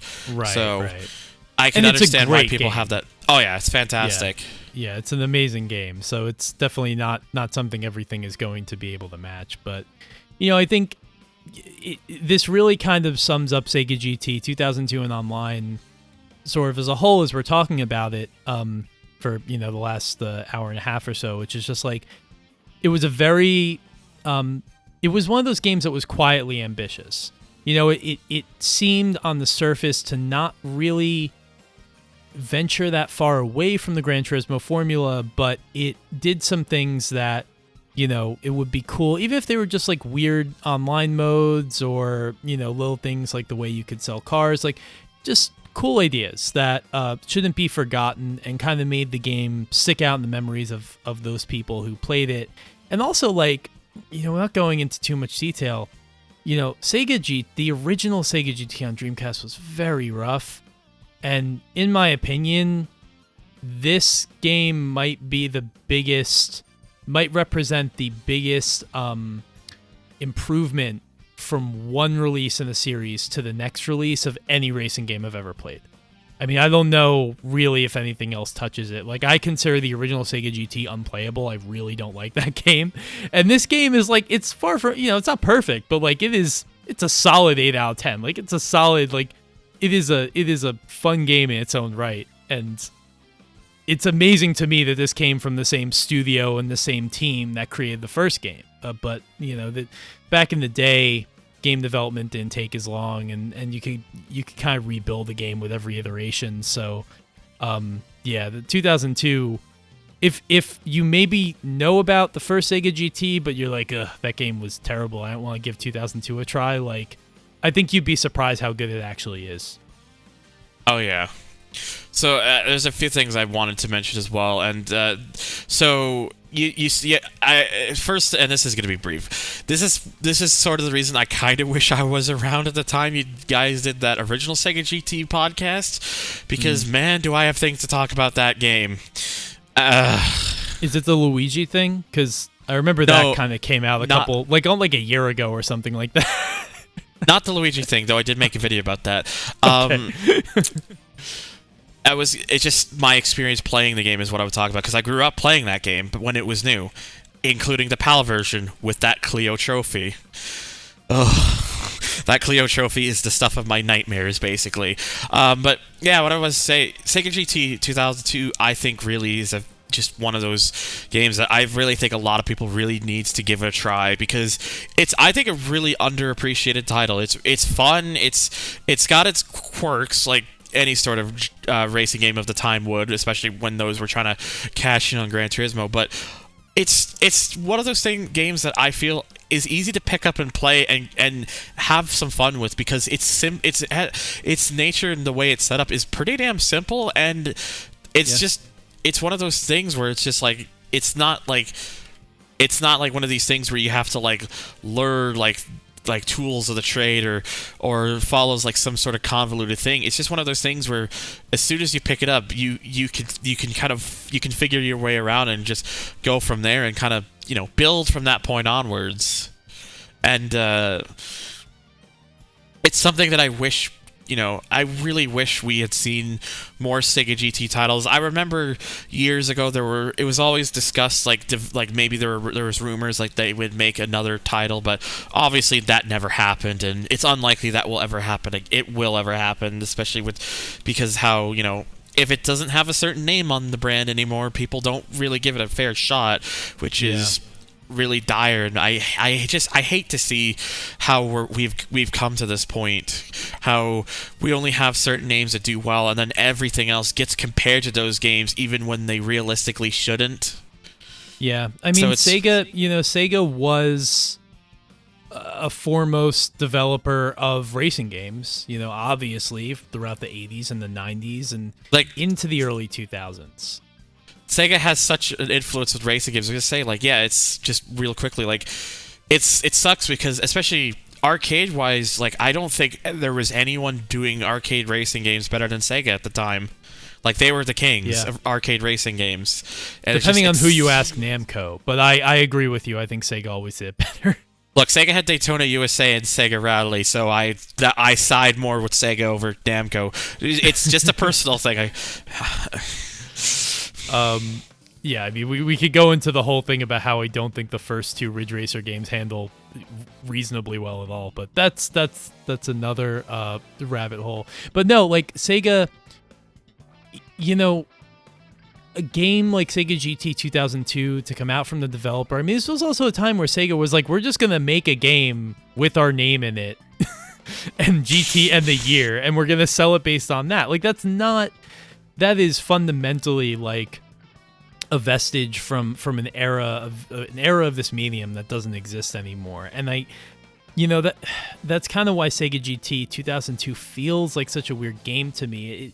It feels like something that would have come out on the Saturn or on the Dreamcast, in terms of just Sega making this game and thinking like, we're just gonna put our name on it and it's gonna be weird and different, but it's gonna be us. And, you know, it's not an arcade race. I mean, by today's standards, it definitely is an arcade racing game, but for its time, it was considered more of a simulation. But even then, there's this quality to the visuals. They just pop a little bit more than they did in Gran Turismo. I'm not saying it's a better looking game, but just like the colors and everything, and the music and the experience of playing the game, where it feels like, okay, what if the people that made Sega Rally made a more serious racing game? And that's something that, depending on who you are, if Gran Turismo wasn't quite your thing, if you were like, I don't like these like sim racers, like, that could have been the thing that was sort of your gateway drug into the genre and into that style of racing game. So I think, we lose something when, developers like Sega call it quits in the genre, but that's always a conversation these episodes end on, is like, what damn, like all these old games, all these old like influencers, in terms of developers, that we just don't get those experiences anymore. But what can you do? Yeah, for sure. And there's there's one other thing I wanted to mention, and because you were talking about it earlier about playing these online games through like X-Link Kai and whatnot with people, because it did kind of carry over to something I wanted to bring up with you. Of course, if you do get a modded Xbox and you get that stuff running, please let me know, because I would easily be willing to participate, because I would love to be able to do that sort of stuff. Yeah, for sure. I wanted to mention something as well. My friend Casey, she's done a whole bunch of videos on YouTube herself, like reviews and whatnot, like of the Gran Turismo games and Test Drive 6, even just for diversity. Yeah, we had Casey on. We had Casey on for one of our Need for Speed episodes, and it was like a 3-hour episode and one of my favorite ones we've ever done. She's just so knowledgeable about those games, and go. Oh yeah, absolutely. Go watch Casey's videos of various racing game franchises. They're great.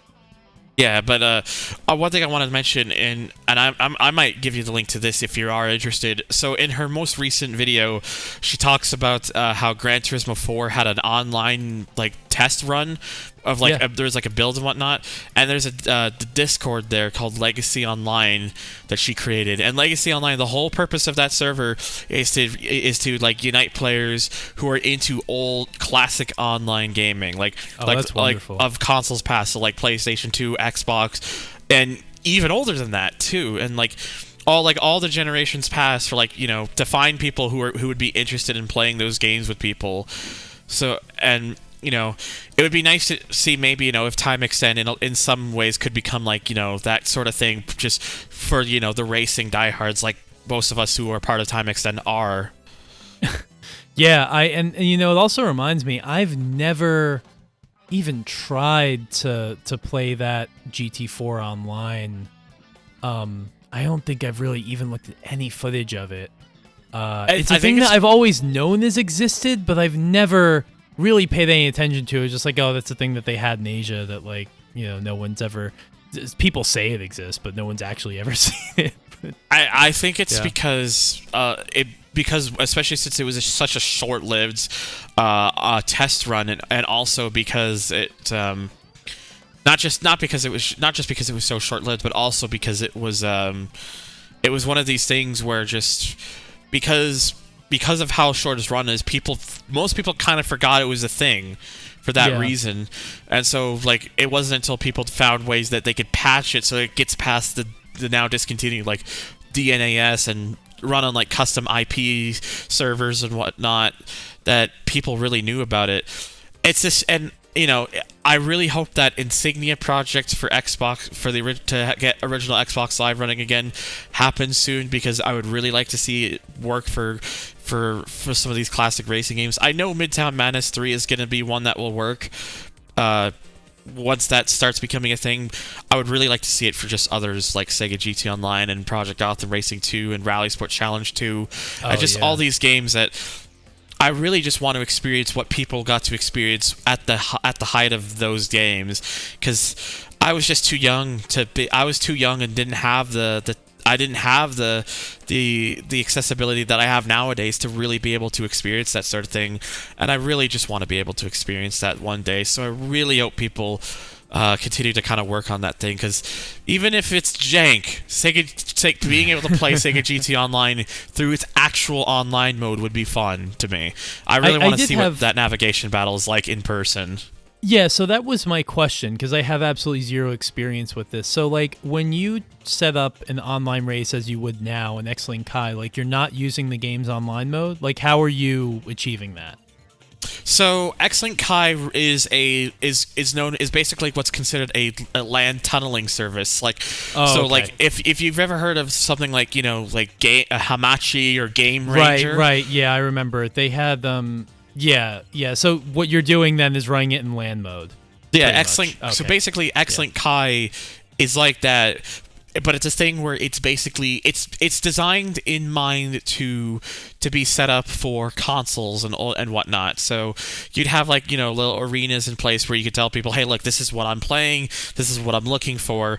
You could you set your console up so that it would talk to X-Link Kai, and basically it would tunnel the System Link service, so it would act as if you're connected to other consoles through System Link, but you're actually connecting to a tunnel service, so you're technically playing online.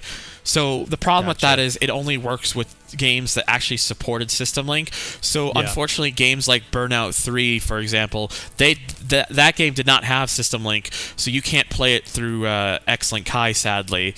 Right. Which is why I'm hoping that gets fixed with Insignia, and I know people are working on it to get the PS2 version of that game's servers back up through like the same sort of IP thing that they done with like GT4 Online.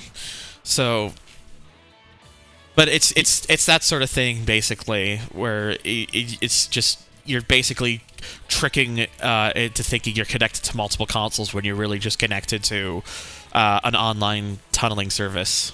Something that was recently really funny is, we do streams of Jalopnik, and me and my friend Jose, we were streaming Crazy Taxi 2, but I was running it through dismal or whatever. Demule, sorry. Whatever Dreamcast emulator I was using.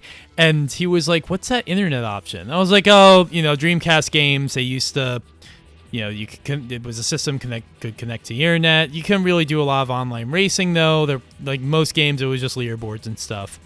But he wanted me to click on it, so I was like, I don't think anything's going to work here, man, but we'll try.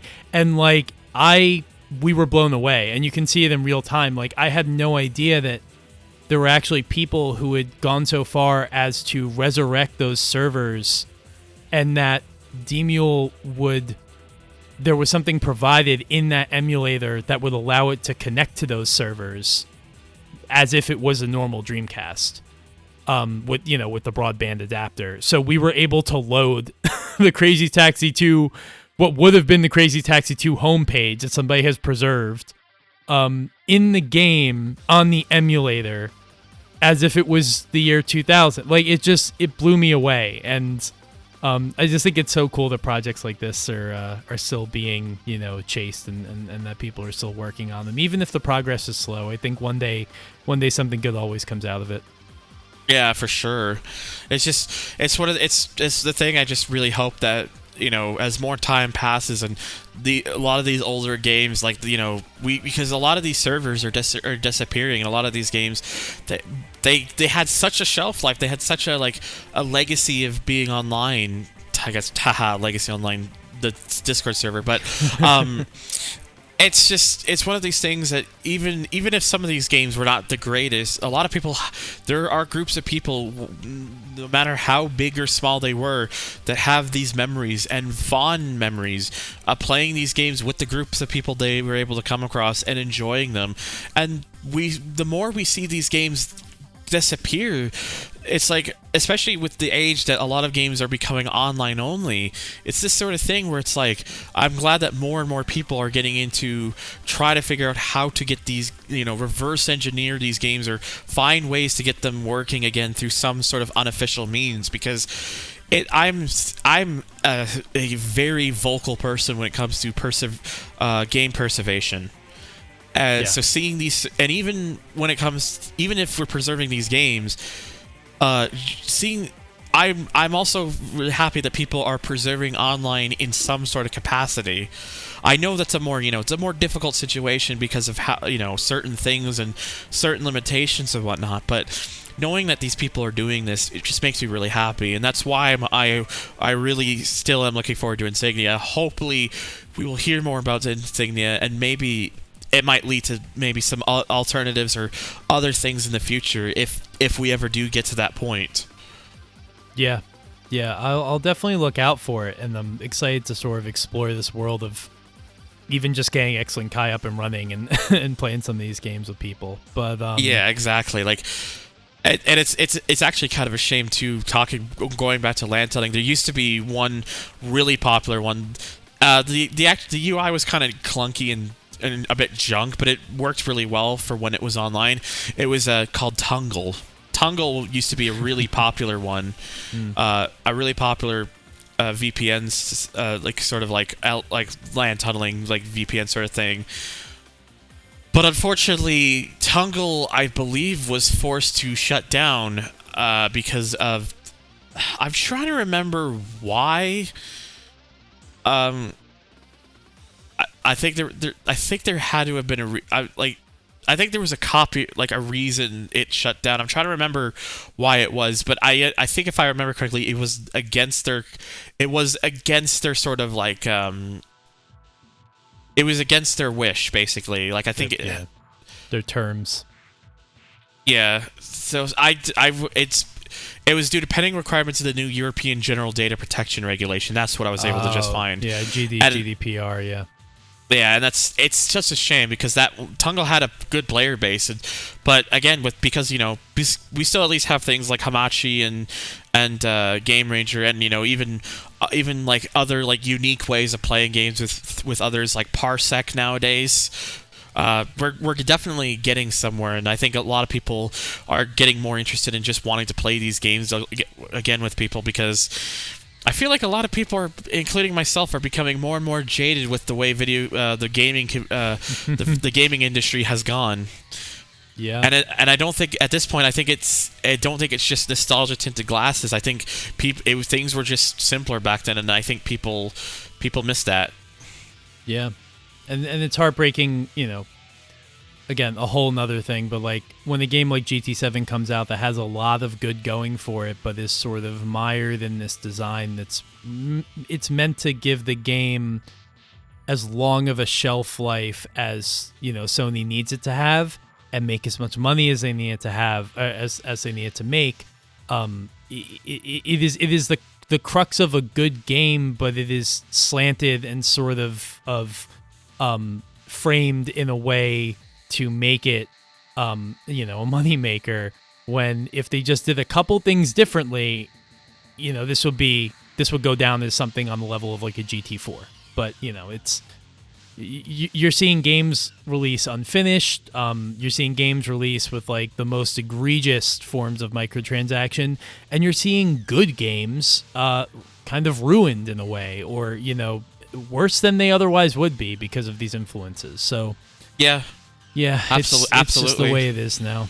It's really unfortunate because just it's these simple things which really can prevent some games from becoming like all-time classics. Like I like GT7 a lot as a game. I think most people do, but it's those certain decisions that I think are not just PD, but also based on Sony, because Sony wants to make money, that's really holding the game back. And if they just didn't do that, and they focus more on what the sort of things that made people love games like GT4, I think GT7 would be an all-timer.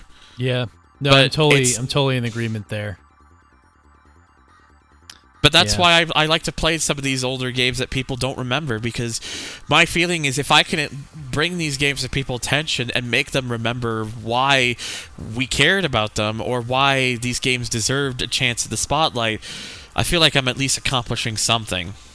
Yeah, and that's what it's all about, and that's why we're here. And hopefully one day we can even revisit the Sega GT Online topic, with the ability to talk more about its actual online mode as Sega designed it, and be able to play the game that way again. But until then, it is a fun game to play, even in single player. It's an old game, so it was designed primarily to be played that way.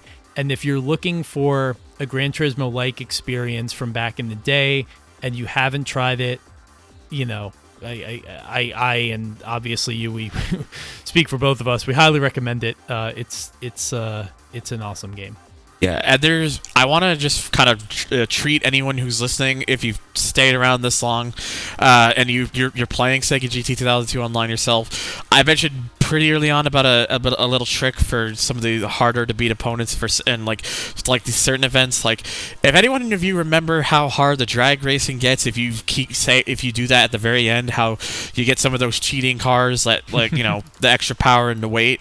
Let me give you a little bit of a tidbit. For some of the best cars in the game and whatnot, this actually will work with every vehicle, but with some of the better vehicles, it works, obviously better, but really well. If you are willing to use manual transmission at the start of a race, purposely shift all the way up to the highest gear, rev the car to as close to maximum red line as you get without actually, just holding it down. And if you do that, you will get a massive boost from the start. So it's like you'll start out in first gear, and then some, even though you're starting out in like sixth. Yeah, like you'll get a huge. Wow. It'll just leap off the line, and it's a very useful trick for getting past those cars at the start. too. The only thing, of course, you gotta shift back down. So if you're comfortable with using manual during races, that's the thing to keep in mind. But I wanted to mention that to people because not everyone knows about it, and it'll make those drag races so much easier. Or like you won't have to just use an auto union streamliner in online to beat it. That's a good trick. I'll remember that as I'm going through the game again. Yeah, what I might actually do for the ThunderTHR Discord, I might just record like a little video to post on there to kind of show it in person, to show what I'm like referring to. That would be cool to see. Speaking of, I wanted to ask Chris, thank you so much for being on. It's so easy to just talk forever about these games, and I enjoy for it. sure. It's a blast. I wanted to ask, do you have anything coming up or anything that's recently come out you want to plug, you want to bring people's attention? Okay, so I've the last few months I've been generally kind of taking it. I say the last few months, the last couple years of stuff I've been, I've not exactly been the most prolific or active as I used to. And there's like a multitude of reasons for that. I don't want to get too into detail about, but what I'm wrapping a couple things up. I'll have something coming up real soon on my YouTube channel. Videos I've been kind of holding off for a bit. Just it's simple gameplay stuff that involves TXR2, but it's something I wanted to revisit and kind of do a better job of. So stay tuned for that. I should have that out soon. I will get the rest of Rally Sport Challenge out within the next couple days, and then after that, I have a thing I haven't announced. This is gonna probably be my first announcement of it, and I have no ETA for this, so I don't know when it'll be done. It's just whenever I can get everything compiled. I want to start in some way or another, because of all the games I own, because of all the different racing games that I have. I want to make a series of kind of looking over the kind of the chronological history of like popular vehicles in racing games. I know there's a couple of channels that have done this, but because of the amount of stuff that I have and some of the stuff that hasn't been touched, I really want to I really kind of want to make like a really big kind of in-depth stuff about it. I'm gonna cool. I'm gonna start. My first car I'm gonna do that is with the probably one of the most at least most fan favorite Japanese cars, the Mark IV Supra, because that's in so many different games, which is why I wanted to do that. And then I'll do it for other cars too, like Dodge Viper, McLaren F1, and I want to do those I want to do that as a sort of thing. It would be more of a little bit more ambitious of a project of mine, but it's something I would like to do for sure. And then as well, I will try to get back into live streaming as well, because I need to get back into doing that. It's just I've been, I guess, mentally exhausted, and just things where it's just I don't know. It's been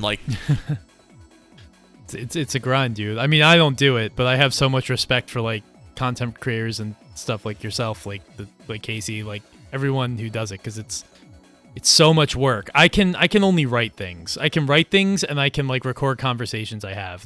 That's about it. I can't. Oh yeah, exactly. I can't wrap my head around streaming. I can't wrap my head around video. But that's all cool. That project sounds sick, and yeah, it's these cars like the Mark IV Supra, they have. In every game, they kind of have a different legacy. They have a different context within those games, and it would be cool to explore them in that way. Of course, I also want to mentioned it before, but the Long series a couple years ago, right? Playing Sega GT Online. And if you are especially curious about, anyone listening is especially curious about those hidden vehicles, you did a video where you go through the car list, and they're all there. So you can see the Veyron, you can see the Impreza Rally.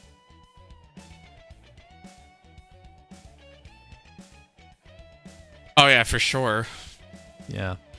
So yeah, I guess that just about wraps this one up. So once again, Chris, thank you so much. ThunderTHR is the channel, correct? Do I have that right? I want to make sure. Yeah, that's correct. Cool. So yeah, go check all that good stuff out. And Chris, thank you again, and to everyone listening, see you again soon. Yeah, y'all have a good one.